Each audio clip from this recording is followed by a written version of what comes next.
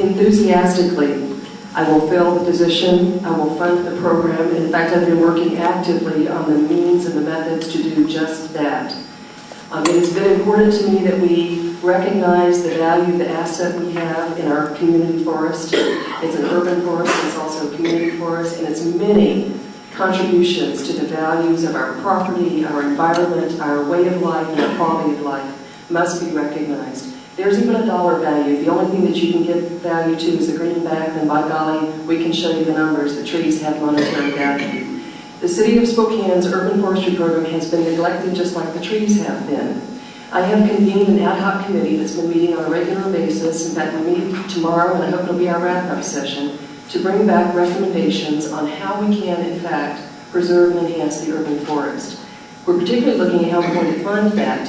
And one of my first questions went to an auditor who's familiar with governmental accounting and asked her, is there any reason that we cannot fund urban forestry as an infrastructure program? Rather than all the funding coming out of the general fund, it could come out of one of the enterprise funds, for example, wastewater or sewer and street maintenance. And so this is what the approach that we're probably going to recommend. That way we do not have to take out the general fund, we don't have to tap an already over-tapped parks budget to pay for the maintenance of our urban forest. So I'm really looking forward to being able to be in a position to move this forward and to make sure it happens. We definitely need to fill the urban forester position. We have one person taking care of this entire forest at this time. So that's a high priority for me if I become your mayor.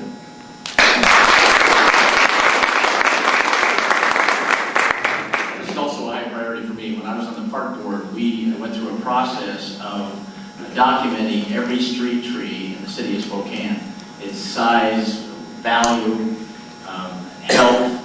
It was a very important process to begin with to ensure that we can continue to preserve and protect our urban environment.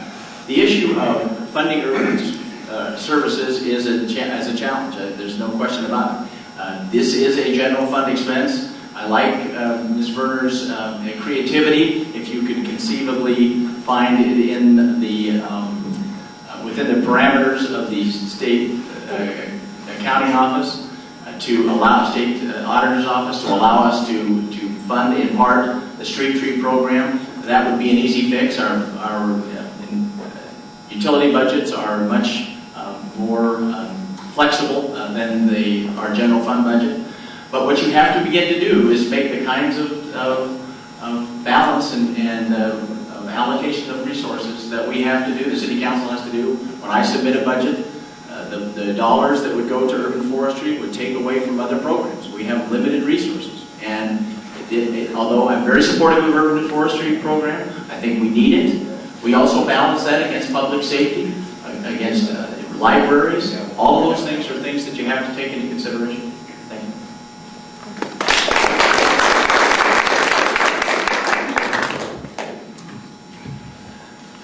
Mr. Hessian talked about some of the challenges that we have with the city budget in terms of limited resources. And so what do you do to solve that problem? You either continue to cut back, and we've cut back so much that, you know, it's like cutting limbs off a body, and pretty soon we're not going to be able to move at all.